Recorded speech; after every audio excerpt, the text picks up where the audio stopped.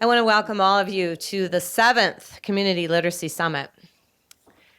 You know, as all you well know, we have a crisis in our state. Michigan ranks in the bottom third in our nation for literacy. And perhaps our greatest shame is that we are dead last for African American boys.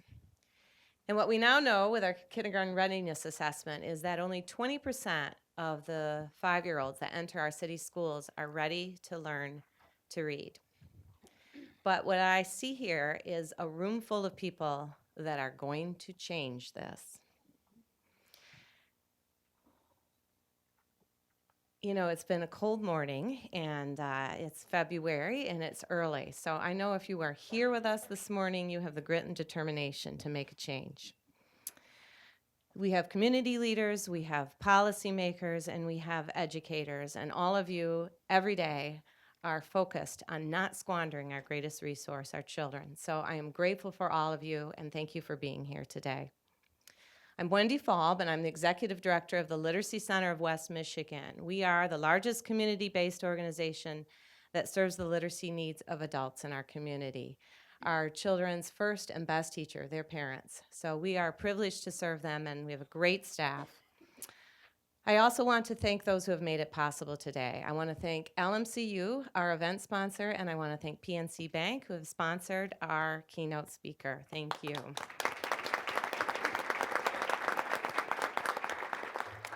And I also want to thank Mike Nasser and our amazing team. We had a team of great folks from all of the early childhood world that we met for a whole year and put together the really substantive content of this morning. So join me in thanking them.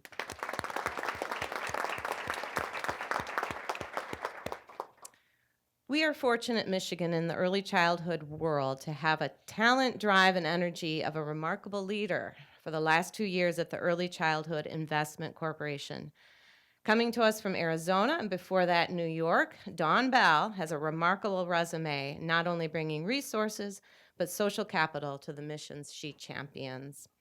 In her 2 years at ECIC, she has demonstrated to many across the state on how to lead with sound vision, with collaboration, and most importantly, with the ability to build coalitions. We can only get this work done if we are working together.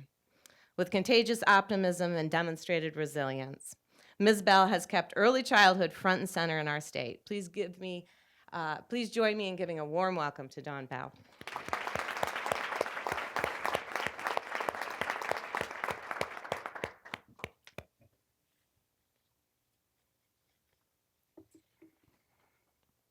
So Christopher Robin said to Winnie the Pooh, "Promise me you'll always remember, you're braver than you believe, and stronger than you seem, and smarter than you think." So by the sound of your applause, and I'm asking you to clap if this is true, how many of you have read aloud to a child in the last month?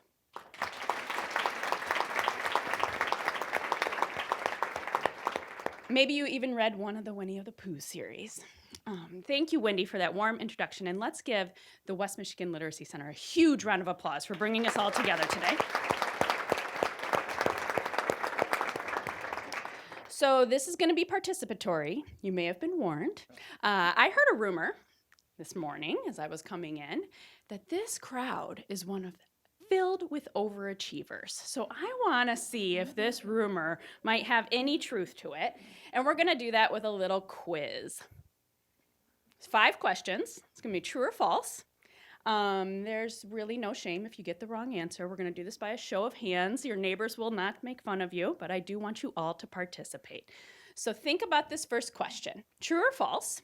Reading aloud to children under the age of 5 for just 15 minutes per day is one of the easiest and most effective way that parents and teachers can positively change a child's life. Show of hands, how many of you think that's true? See, the rumor is right. I knew it. Let's try another one. True or false? The U.S. spends less than 1% of American GDP on early childhood programs. How many of you think that's false? Anyone? We don't have very many optimists in this room. So it is actually true, and this is a point that I want you all to be talking about. If you leave today, remember we always say when you go to these things, leave today with 5 points that you can repeat. We really want to make sure everyone understands how woefully underfunded early childhood is and how far we can go. So true or false, children under the age of 5 are one of the top 10 populations most likely to be undercounted in the upcoming US Census. Show of hands, how many think that's true? Yes, it is true. Many parents don't realize that they need to count their children and include that when they complete the census. And we are 14 days away from census hitting inboxes and mailboxes. So if you work with children with families with young children, or you work with those who work with families with young children, it's time to be counted and really remind everyone to count their children. All right, question number 4. Kent County voters overwhelmingly approved Ready by 5 in November of 2018, making Kent County the first county in Michigan with tax dollars collected specifically to support early childhood programming. Show of hands, how many? That's true? Yeah, let's hear it for Kent County.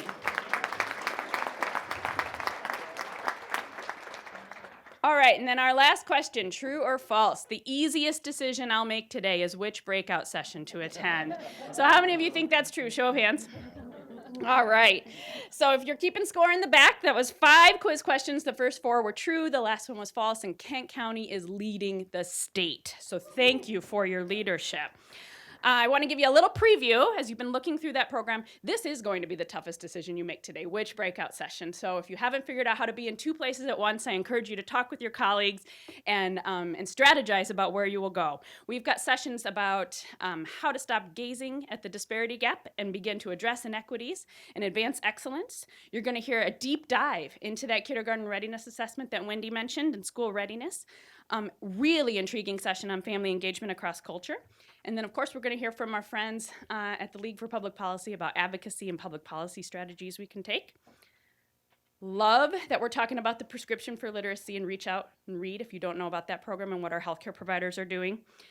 Throughout many of the breakout sessions, but there are a couple of them in particular that are making the case. We all know play is important to child development, but how play is important to literacy. And multilingual movements to bring books in multiple languages to families. And then, of course, we're going to hear about the power of collaboration and some case studies of what's happening here in West Michigan and how you all are working together to create change. We've got extraordinary keynote speakers, extraordinary panelists, and then we're all coming back together later today for a call to action.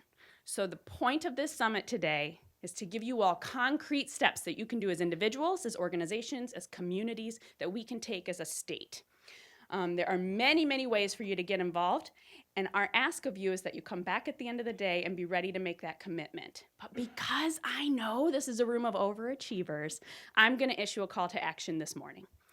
So I would argue there is one thing we can all do, and it might be the most important action that we can all take on early childhood. We can vote.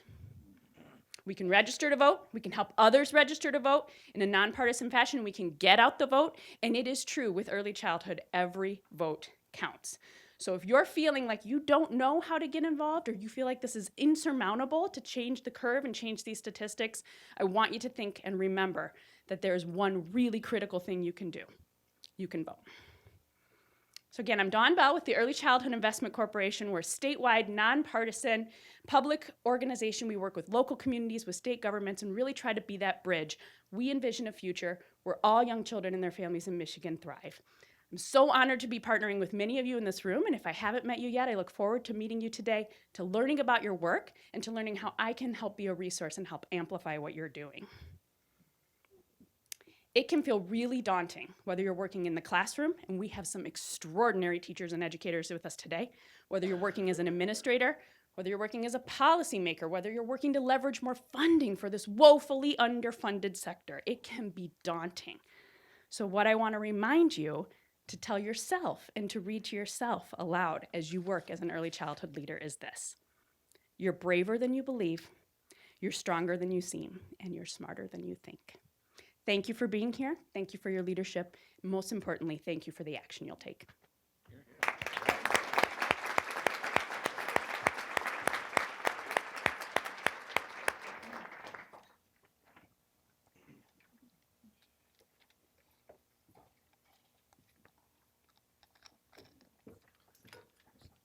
Good morning, everyone. My name is Shawn Welsh. I'm the president of PNC Bank here in West Michigan, and it is our honor to be sponsoring our keynote speaker today and attending this event.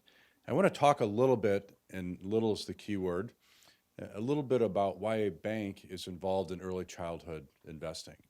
And it's something that has to do with the word sustainable, not a word that's probably in every one of your classrooms yet. Hopefully someday that's a word will enter into the kindergarten curriculum and the preschool.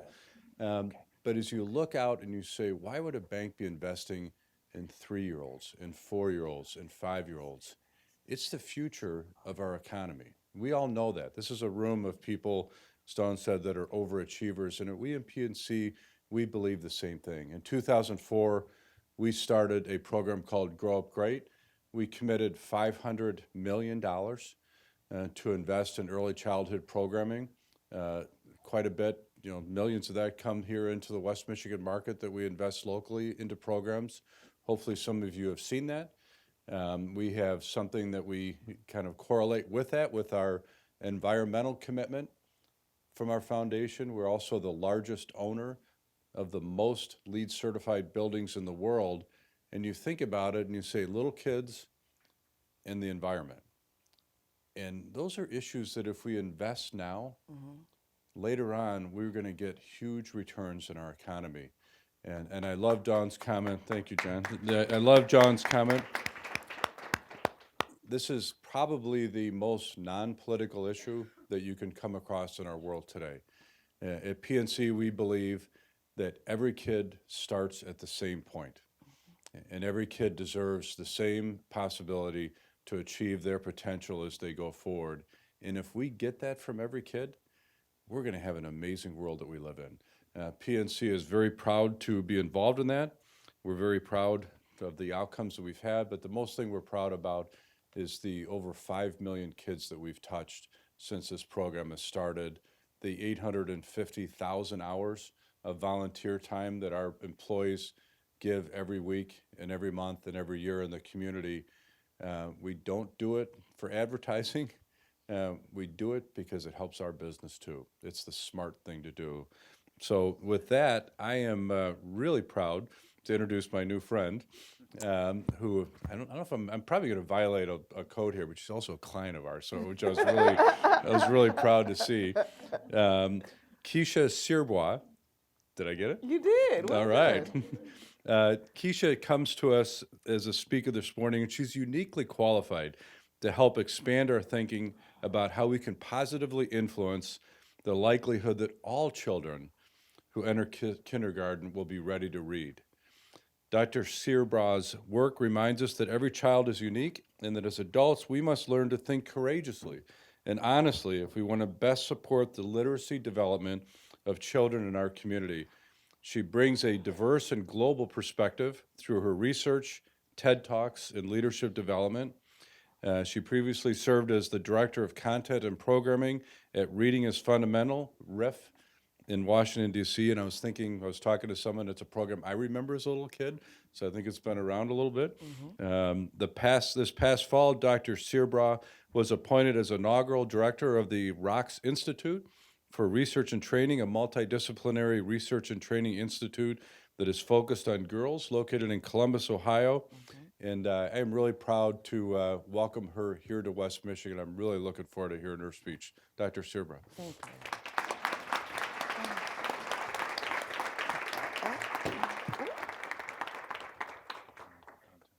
Thank you. So I understand we're going to be here. Thank you. It's so nice to meet you, Shawn. Okay, now I know we have to We were supposed make to sure look he that can way. see us. We got Thank it? you. Okay. Thank you, Shawn. Good morning. So I asked for a wearable mic. Quick thing, you will quickly find out that I am the type of speaker that believes in community.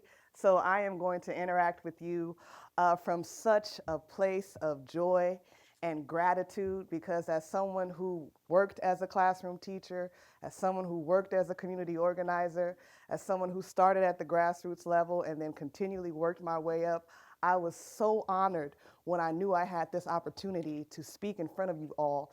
And I have prepared. I have been working on this for a year, so I just plan to pour into you, and you are welcome to pour into me. And in that spirit, Dawne, will you please hand me my iPad and phone? I left that. I didn't want that to be in the photo, so now I can recover these items. Thank you. And I also want to quickly set up a norm.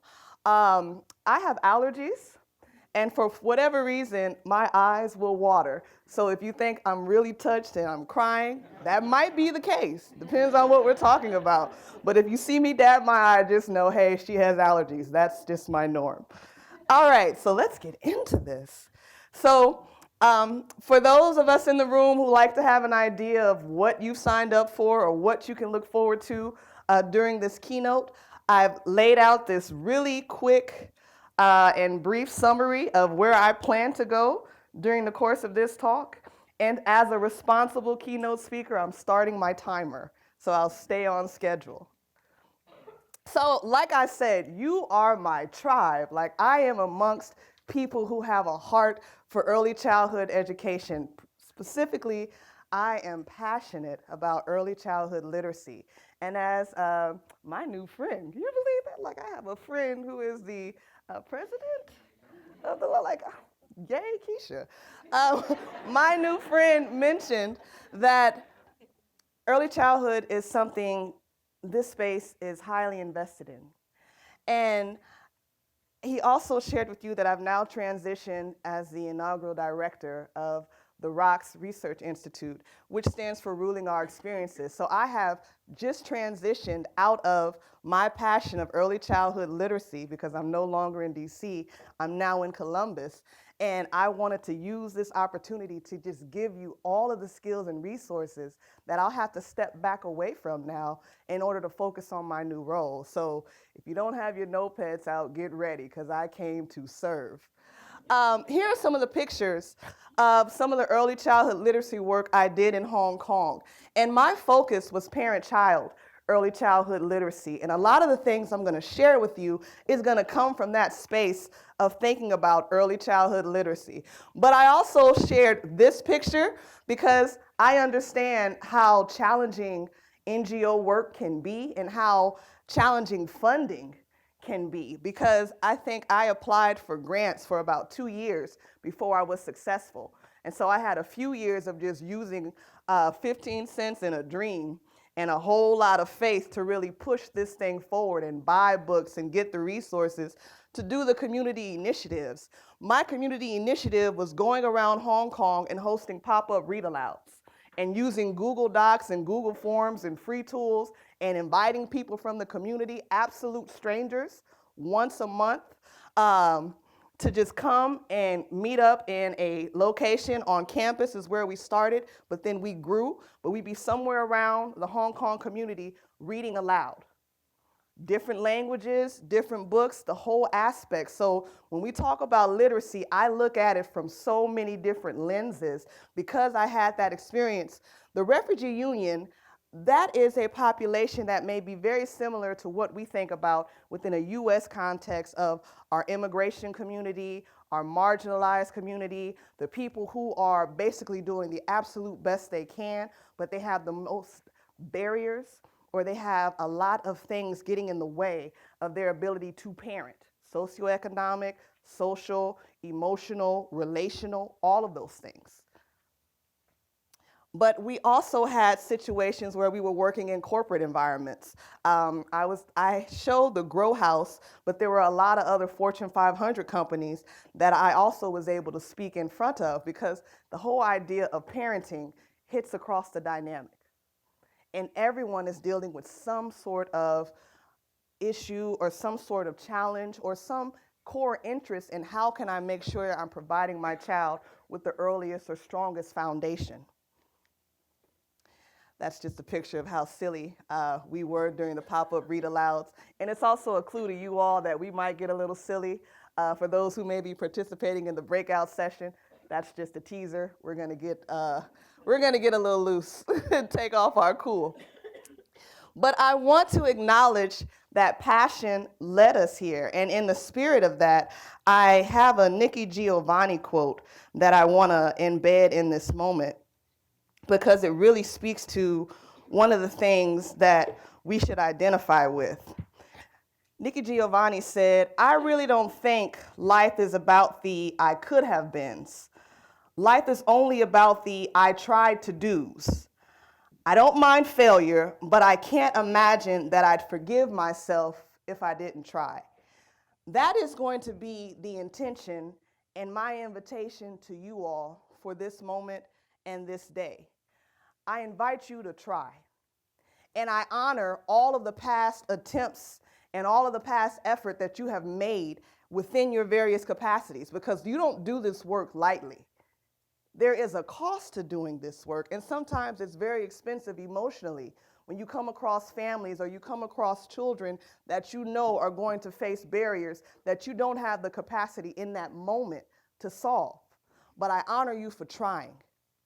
And with the resources that are in this room, whether there's someone who's speaking as a breakout speaker or there's someone at your table, I invite you to try and form a relationship, form a conversation, step out of whatever perceived goals or thoughts you may have had and allow yourself to be open, because passion led all of us here.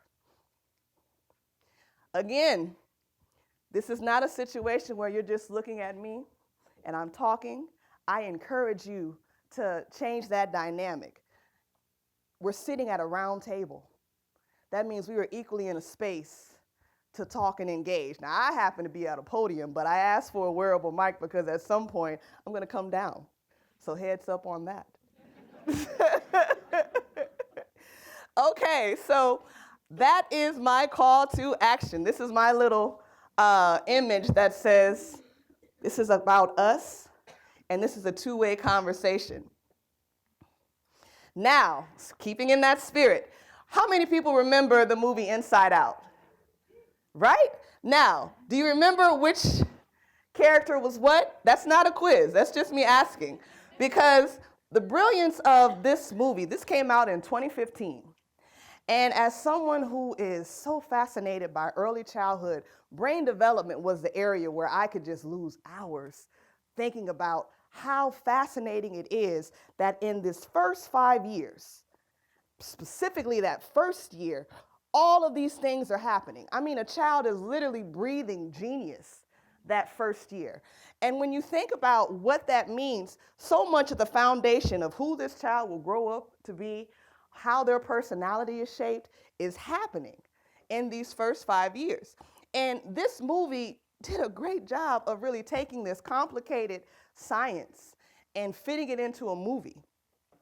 And what you see here are the primary emotions that a child is pretty much born with. Blue, that's sadness. This thin little figure is fear. If you notice, the person who's the biggest in the back, she represents joy. Green represents disgust, and this little red guy represents anger. Now, here's the subtle brilliance of this image. They're really trying to show you an imagery of what healthy personality brain development should look like. Joy should be the biggest thing. Fear should be there as well because it keeps you safe, so it also has a little height, but it's thin because it shouldn't be the main thing. Sadness is there because as the child is dealing with all of the new experiences in life, there's a lot of things they can't control. There's a lot of helplessness, so it's common to see sadness and fear next to each other, right? And then you have anger. Now, I think this was a little more optimistic. This is what we hope for, but some babies and some kids are angry. And that anger may be a little bigger than what's here. But that anger may also be a defense against some things that have happened at an early age. And the only way they can express it is through that feeling. And then you have disgust. And you most often see disgust in food choices. And this little character really shines when we get into adolescence and teenage years. They seem to just... So In this image from the movie, I loved how each color is represented in what Joy is holding, which are seen as the core memories, right? And if you remember in the movie, what she's pointing to are the little islands that the collective core memories form over time. What is that in actuality? So if you look at this background, this is almost a snapshot of what we hope healthy brain development looks like in a child, 0 to 5, okay? And you see a lot of yellow, which stands for joy.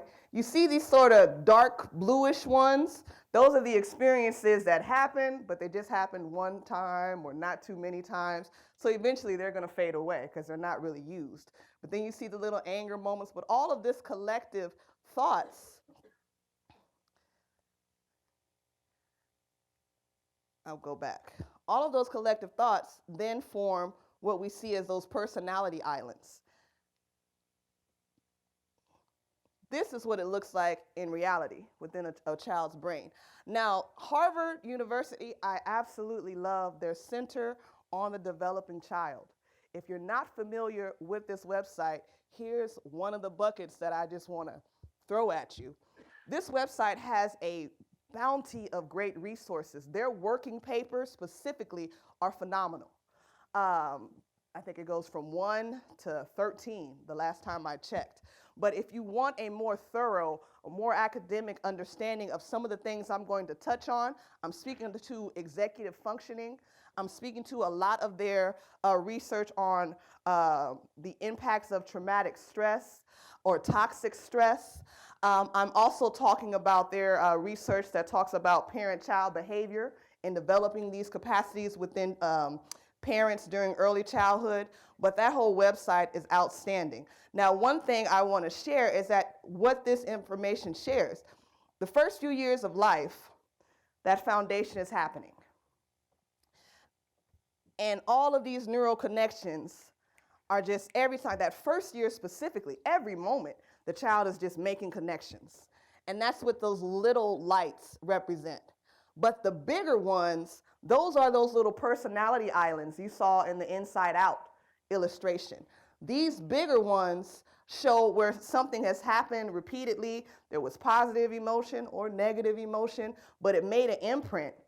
And it has a bigger space because this happens repeatedly and they're starting to understand. If you think about this in the course of language development, this little center is where sounds start to come from, where you see dada or mama, like where the connection of, oh, this sound gives this reaction. The first time a child says mama, and you get that, oh, she said mama, no, she said it before dada. If the child is there and they're watching all this happen, this bigger connection comes because a lot of things have affirmed this experience, okay? Now, all of those bigger little moments, the more they accumulate, they create what the movie calls these little islands. But in real research, this actually is what you're looking at in terms of a child's personality. This is what you see when they're in the kindergarten or the pre-kindergarten or the early childhood space. And I wanted to make sure I took time to thoroughly lay this out because we're going to start talking about, well, why is it that some children really have difficulty focusing during our classroom time or when we're engaging in literacy? Why is it that some children just seem to have so much personality? And I'm really using the best diplomatic language I can. I'm relying on your thoughts to say what I'm not saying. Yes, you're there. I felt that. It's because of whatever foundational experiences they're having during those first 5 years, for the most part, are forming these islands of personality that they then grow into adulthood. How do these islands form? Serve and return relationships. Now here is the hope and the challenge, or the high and the low of our positioning as people dedicated to early childhood education. We understand that by age 3, 80% of a child's brain has developed. And a lot of the things I've shared with you, they're at 80%, okay? In terms of, if you think about the analogy of wet cement, these things are starting to harden, personalities are coming forward, habits and patterns, who they think they are, who they understand themselves to be, that's starting to form. And they're starting to get grounded in, I'm Keisha, and Keisha at like 3 wouldn't be like, I'm a revolutionary. So Keisha at 3 would be like, I'm really here for peanut butter and jelly sandwiches. Like, that is who I am. I recognize peanut butter and jelly, and I realize I'm in the right space. Like, Keisha at 3 would understand that. And some of the things that would help me get to that is that I would have relationships with adults. Okay? Now, take away peanut butter and jelly, and let's talk about emotions. So if Deirdre and I are in great conversation and we're smiling and I'm a baby and I'm crying and she comes and soothes me, her coming to soothe me is the return, right? Because me crying was me serving the fact that I had something that needed to be met. And if she comes and she soothes me, then my brain releases these chemicals that say, you're okay. And you start to calm down, and I'm affirmed. And this helps my personality island because I know that my cries matter, that it's safe to cry because someone will respond to me. I realize that I can grow in this space. And this is where you see, when you don't see that in the first years, this is where you start to see failure to thrive. And if you're not familiar with that term, I invite you to look into that area. The research is astounding on how impactful the absence of simple serve and return, just that simple exchange, is on a child's growth. It will literally stunt their growth across the board when this isn't there. But in order to do that, you need the ability to understand social skills and communication skills. And that's going to be a little challenging for some of the adults we serve. Ultimately, when this all comes together, when you have a positive serve and return relationship, this is what you see. Family at the center, great experiences, great memories, fun, games, these things that, we hope within the movie. That's how they framed, an illustration of a child who has a strong early childhood experience. Like, this is the 5-year-old, where we want them to be. That's the ideal, right? And how I know that early childhood is one of the best spaces to have this conversation in is because the children that we're working with for that first year, anyway, their brain is at its highest capacity to take in knowledge. What you're looking at is a chart that really lays out from preconception, because you see the negatives, that's like the gestation period while a mother is pregnant. And if you see, even while they're in the womb, these abilities are there, okay? So if you look at -1, you still see sensory pathways, language, even the beginning of higher cognitive function. That's within a child at the moment they're born, okay? So when we talk about reading aloud, starting from the moment they come out up until, we're really talking about feeding these skill sets that they're already, they're born with. And then during that first year, those 12 months, those abilities, this is what I mentioned when I said the child is literally breathing genius. This is the research that supports that. But the good news is that these higher cognitive functioning skills that I'm going to get into, they develop over a lifetime, really. But there are specific moments in your development where that capacity to really thrive in this area has a spike or sees an increase. So one of your spikes, of course, is in the first year. But then if we look at years, you have up until 5, you're still at that growth. But then the curve starts to happen as we get, into upper elementary. But what this chart doesn't show that I can share with you is that there are 2 other moments where we see another spike again. That's going to be in adolescence and the early adult years. So there's hope, even though it may not look like it with teenagers. That higher cognitive function is still coming, so don't give up. And then there's also last chance hope when you're an adult. And when I say last chance hope, I'm really referring to those spikes where we can like throw a lot of buckets of knowledge at them and hope that most of this is sticking. But the ability to continue to develop your higher cognitive functioning is something you can do for life. It's just harder to do. And when I say harder to do, I'm stepping away from this slide and coming to you as someone in the field. The frustrations you may feel sometimes when you're dealing with issues with populations and you're like, why can't they get this? Why are we continually having to stress why it's important that you sit down and read with your child, or that you not respond in anger, or that you resist the urge to raise your voice? We're going to be talking about some people who may not have had those skills invested in them when they were younger, when we had these high moments of great possibility, when you could throw as many buckets of knowledge and they could almost absorb it like a sponge. Well, that's not what they got. They may have had negative experiences thrown at them. So their knee-jerk reaction is counterintuitive to what we're trying to teach them.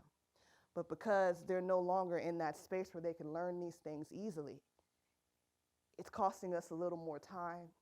It's costing us a great deal more patience. And maybe it's causing us some frustration because we think they should get this. And I just want to humbly share with you that they're trying. Okay?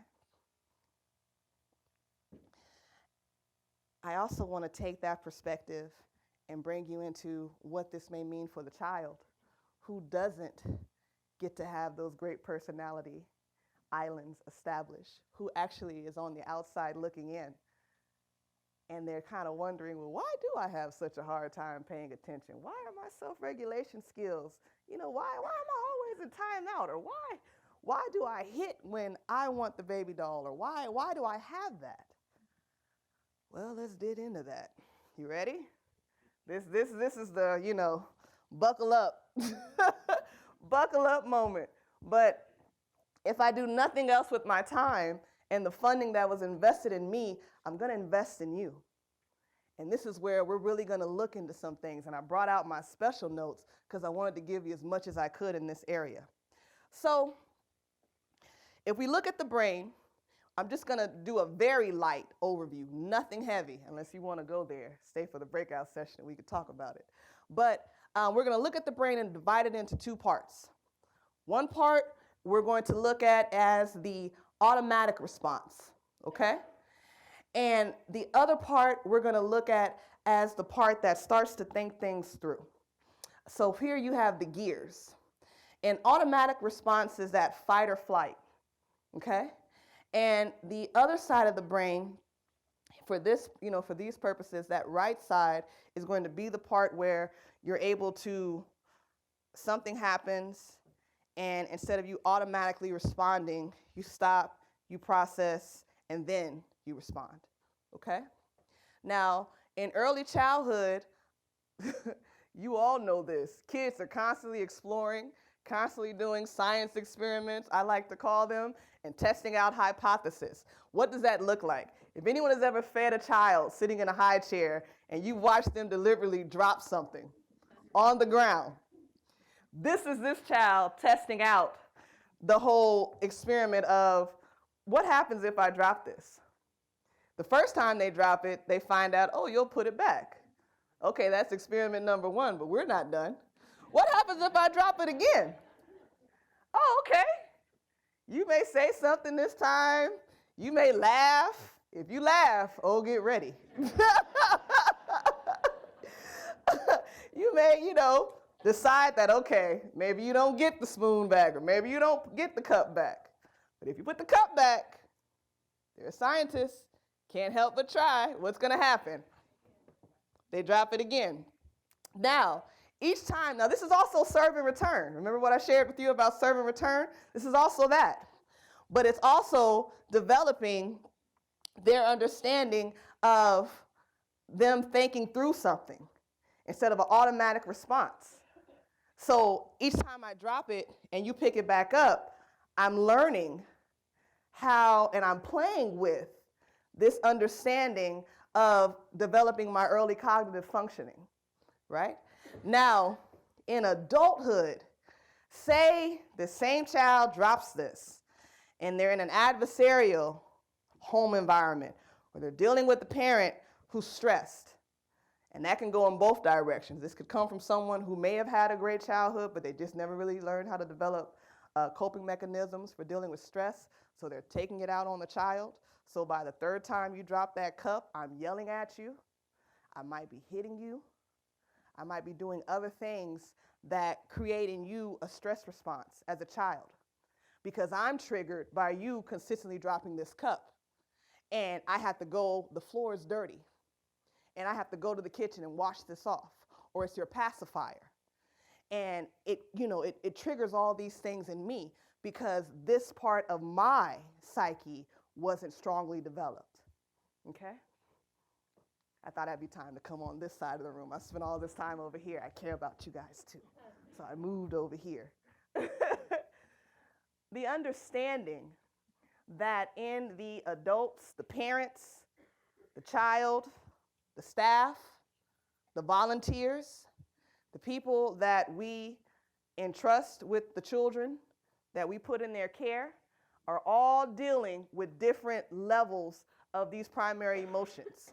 Some of them are mature enough so they can use them and deploy them when they need to. Some of them aren't. So you see more anger than you need to, or you see more fear, or you see a great amount of joy, yay, but you don't see that cognitive functioning where you're thinking through some things. Everything is a great idea. Oh, it's all wonderful. Yeah, but no. Now, when I talk about trauma, because I understand that this is an area that it's a bit of a buzzword right now. Trauma is right up there against sexy words like social emotional learning and buzzwords you put on grants. Hey, Shawn. Grants.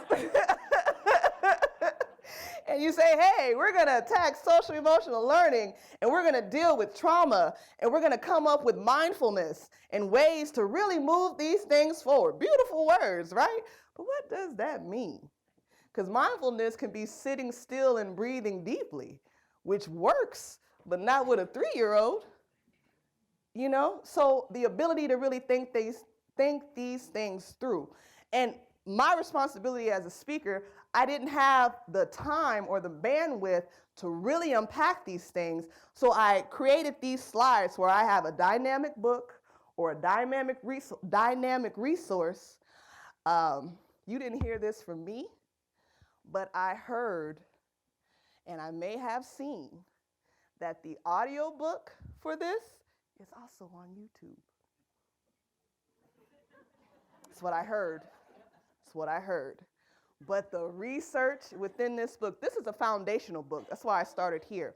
When you talk about trauma and the impact of trauma on the body and the triggering response of things that bring you back, like I said, the dropping of the cup, or the fact that even if I know you love your child, for some reason, when they drop the cup the 4th time or the 5th time, you responded with great anger, whether you wanted to or not, because you were triggered. And the brain is such an amazing thing. Its primary responsibility is to protect the body and make sure everything functions, right? And some things may have happened to you in your childhood. If you had a great childhood, but there was that one time where your mom or your dad said something really, really mean, in that moment, and it hurt you, and they may have come back and said, oh, I'm so sorry, I didn't mean that. But then whenever a similar situation occurs, you still kind of feel it. That's called developmental trauma, okay?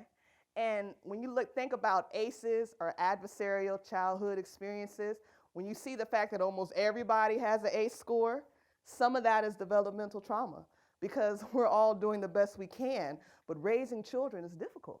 And there is no instruction manual, and everybody has their moments. But if you're in a loving home environment and you're loved and you're cared and you're embraced, the body can mitigate that. But when you have those little pockets that didn't really get addressed, the body remembers. And the title about the body keeps the score is really referring to how, without you even realizing it, like that automatic part of the brain I shared with you, you find yourself triggered and you react. Like if you tap your knee and you kick, those knee-jerk reactions, that's the body keeping score. Families, home environments. Okay, my tribe. This is probably one of the hardest things we deal with, is trying to figure out the relationships. And when I say family, I also have people listed or images listed on this slide that may represent the employees or the volunteers, but the community in which we work with. This is where a lot of our challenges come, and probably a lot of the questions that brought you here. Because we're always trying to figure out what is an effective way to move this issue forward. We understand the first 2,000 days are pivotal. We have this grant funding or we have this initiative and we're really trying to make something happen. How do I get my team behind this? How do I get the family behind this? How do we break down the walls within our communities of color as to where we can effectively make sure everybody has a seat at the table? And we can address and acknowledge the parts where we dropped the ball epically. And we have to rebuild trust. Or we said some things last election cycle that we really didn't materialize. And so it's even harder to come back. But the children keep coming, and the issue is still there. So how do we move past these things? How do we work collectively together? You figure it out, you text me. You'll get the real number for that. But here's what I can share, and what I hope to really share with you. One way we can approach the issue of the impact of self-regulation, or what I shared about having children who may not have the ability to center themselves and be in the classroom and learn, or deal with difficulties of behavior, or deal with the fact that when they were in those early childhood stages, their little islands of personality may have been spun in negative directions. Or they may have parents who don't have these strong skills yet. They stay in automatic self-regulation instead of moving to internal self-regulation, which is where we think things through. What I really want to work on is this spot of executive functioning, okay? And I'm going to dive deeper into that in the breakout session, but just for the sake of understanding. So inhibitory control is that part of the body as to where you have the ability to stop and think. That's sort of like that gatekeeper. And it keeps you from jumping to automatic self-regulation. In a classroom, that's the child who can maybe focus on the task of putting, blocks together or playing with the game. Like they are resisting the urge to maybe throw the blocks or do all sorts of things, like they're focused on a specific task. That's inhibitory control. Working memory, if we're talking about reading aloud, it's that child's ability to focus on the story. So to remember what happened on page 1 and how that connects to page 2 and so on and so forth. And if I interrupt and ask a question or I do something fun, their ability to experience that, but then come back to the story because they still remember where we were in that. That's working memory. Mental flexibility is the ability to adapt. What that looks like in adults, best example, if you're baking a cake and the recipe calls for oil, you have no oil. Your ability to either check Google and find out what can I substitute for oil, or if you have that knowledge that says I can use applesauce, that's mental flexibility. In a child, that looks like I was asked to get up and put something in the cubby hole. And while I was walking towards the cubby hole, my friend Josiah asked me if I want to play princesses and presidents, because I think big. And I said yes, and then I still went back to putting things in the cubby hole. That ability to answer in the moment but still stay on task is an example of a child's mental flexibility at early childhood. But all of these things are impacted, and I go back again to those early childhood experiences. And The Healthier, another outstanding book that's talking about trauma and talking about ways to move past that. Side note, one other book that's not listed, but I really, really love if you're talking about trauma or thinking about trauma, It's called Trauma Through a Child's Eyes, and it's by Peter Levine, another foundational text, okay? And within that book specifically, it talks about how to use animals and rhyming structures to dismantle traumatic experiences that may have happened in more upper early childhood and primary elementary. So this is more like 5, 6, 7, 8, because the text is more dense, but the foundational knowledge is still outstanding. The Boy Who Was Raised as a Dog, this is for anyone who's dealing with communities where you're looking at some hard stories.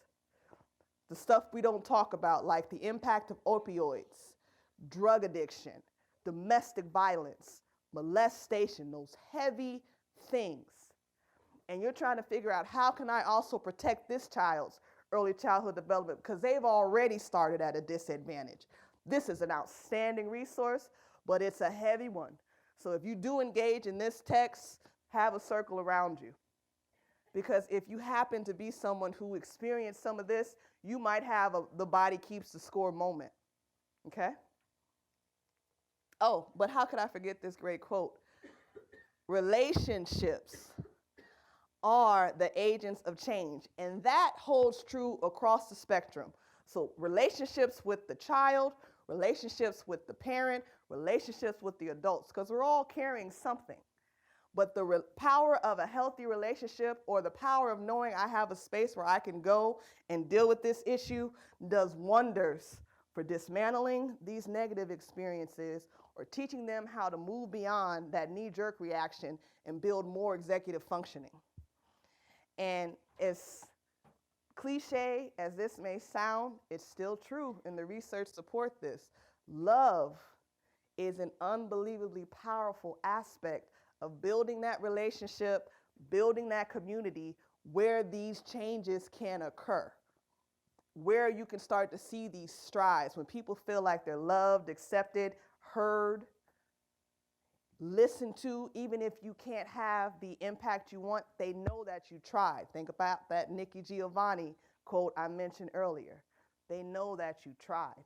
That goes a great way in strengthening the relationship and also helping them rebuild their personality islands. Turnaround for children. I'm just gonna lightly point to them because we don't have the time to go through all this, but attachment, stress management, and self-regulation is the foundation of what we're trying to build. Another great resource, Turnaround for Children. That is they have a website. They deal in early childhood education and education in general, but they look at trauma, then they figure out, okay, we understand what it is. Like ACEs describes the issue, but doesn't really tell you, well, how do I dismantle it? How do I turn this thing around? That's what they looked into. And they started playing and piloting and really thinking through this framework, and they've had some impressive results. So that's another great website to check out. Turnaround for Children's Building Blocks. They have free resources, and they encourage people to take what they've learned and use it in your programs. So when you're asking yourself, how can I effectively work through situations where the children are dealing with trauma, or the family has had some sort of serial experience, but I still want to get them back on track for school readiness, or I want to continue to move them further up this structure for thinking about mindsets, perseverance. I love growth mindset, like Carol Dweck, wow. But if you really want to think about developing these things, we understand that healthy development, relationships, these bottom layers are right there. Attachment is a cornerstone, right next to self-regulation, sandwiched in between stress management. That's where we come in, really. And we have other areas that we also touch on, but I really see early childhood as the ally for this work. The Deepest Well. This is an outstanding book if you're interested in learning more about ACEs and how trauma and adversarial experiences impacts the actual physical body. This book came out, I think, 2018. So a lot of the resources within this book is pretty relevant. She also did an outstanding TED Talk if you just want the video or a summary of where she's going with this. But I thought this was a great example of how what you may see in the adult population, stroke, high blood pressure, diabetes, a lot of these issues we're seeing connected to these adversarial childhood experiences or these traumatic, toxic stress situations that play out into adulthood. So I'm sharing all this to really get you to start thinking and realizing that the populations we serve, when we talk about executive functioning, when we talk about how do we begin to work on self-regulation, we have to look at this from the adult and the child perspective, because we may be working with adults that didn't get it as a child, and now they're trying to raise children. But the beauty of early childhood literacy is that it's one way of touching both populations at once, okay? Now we've gone through the thick of it, so you can, all right, we made it. All the hard stuff. Here's the hope. Here's the hope, guys. As we talk about early childhood education, parents, when they have, if it's the first child or the second child, I have observed that there's usually a window of opportunity for most new parents as to where they want to know, what can I do to give my child a better future? What do I need to do? Conversations they probably wouldn't be interested in if they were single and unattached, unless they were really interested in this. I thought that was my timer. Good deal. Glad it's not me. Whew, because I'm like, but I got a few more slides. Resilience is where we're always aiming. And it's possible and it's feasible. And we can address attachment, stress management, and self-regulation through the early childhood titles that we choose to engage in. One of my gifts to you all is that I made time to sit down and do a curated book list. You have it in your folder, so you're not limited to what I'm able to say in the next 5 minutes. I cared enough about you in advance to make sure, and I also got to work with Wendy, Mike, Deidre, and Livy. Bless you guys. And make sure that we had a collective effort. So whether you see it or not, there's a community around you. In your folders, you already have the book list. Use these titles. And I thought about price points, okay? So there are books on this list you can get from the library. There are books on this list. The cheapest one is $3.99 on Amazon. It's called I Was So Mad by Macy Mercer, I think. Or Mercer. Love you guys. Thank you. But it's those resources are there. And I want to invite you to use these titles within your early childhood activities to begin to address and build those cognitive skills that they may not have had in a neutral way. We're using a story. Children naturally understand stories. If you're talking about, well, how can I use this to invite the parent to work on themselves?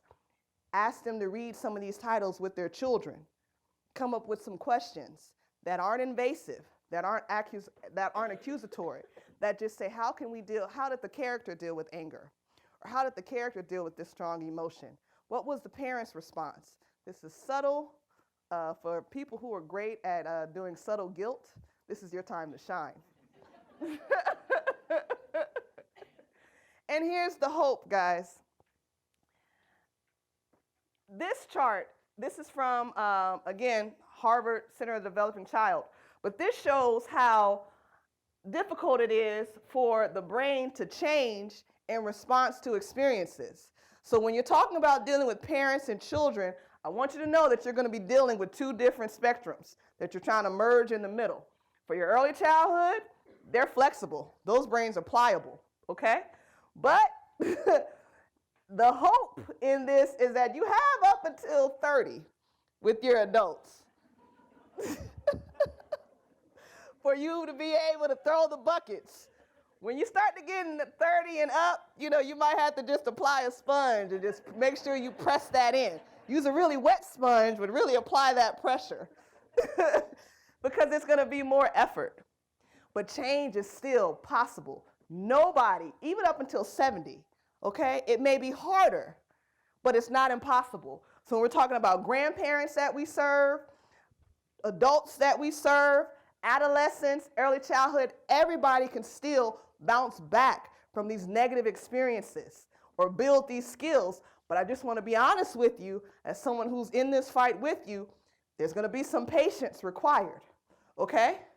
because we're building something that we have to grow.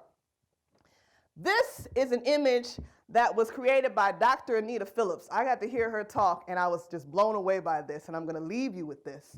So on the right, you see a brain cell, okay? And when I talk about this is a long-term growth process, keep this analogy. On the left, this is a plant, okay?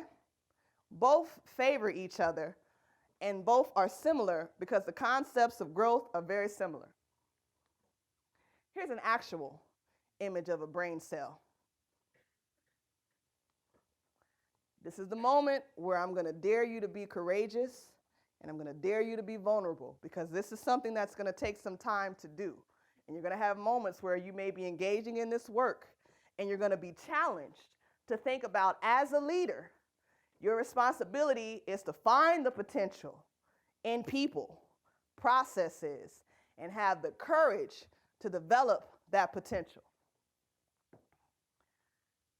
That's your brain cell. This is an image of an acorn in the ground, growing into what? An oak tree. Acorns grow into oak trees. But do you see the similarity? I shared this with you because I want you to understand that as people who are in early childhood, you are growing oak trees. And you are doing that. If you're engaging in early childhood literacy, you are doing that through the relationships you're building, all the things I shared with you earlier. But it's not going to be an overnight process. We're not growing grass. We're not growing herb gardens where you can give it a week or a month and you have things you could easily use. You're doing something that's going to take some time. It's going to happen in stages. That's where we are, in the early childhood stage. In our field, we get to see the most growth because we get to see these foundational years. Once the tree is forming, it takes more time to notice that the tree is getting wider, the tree is getting taller. But we get to see this stage. But I also want to share with you that you may need to take a few breaths over the course of growing this acorn tree. If you look at this room, think of us as a collective choir. Choirs are able to sing a note and keep that note or sustain that note for what may seem like an inhumanly long time, right? I'll tell you why. Because as we're singing a note, there are enough people raising their voice as to where I can afford to step back, take a breath, and then jump back in, and we're still able to sustain the sound. That's what you need to be for each other in this field. You're going to deal with some hard issues. You're going to need to take a step back and take a breath. And I hope that if we're all committed to this issue, other people should be able to sustain the note. And then when I step back in, you can afford to take a breath. Think about that when you think about your resources and how you're growing these children. Because together, we are the grass that surrounds this acorn tree or this oak tree. And you see bigger trees in the distance. Those are all of the people that are really coming into this with the experience or the funding or the care or the network. But the grass, if you think about grass, if you pull up grass, the roots are so connected that you can never really pull up one blade of grass and get one root. I invite you to have an early childhood community in Kent County that has grassroots, as to where you can't come from one center without addressing another. Or if my center needs something, I have enough of a relationship to be able to utilize that. So I'm going to stop here. We have acorns, we have a tree, and hopefully we have the shade of experience that makes it possible to grow and protects that acorn from being picked up by unnecessary trauma. Thank you.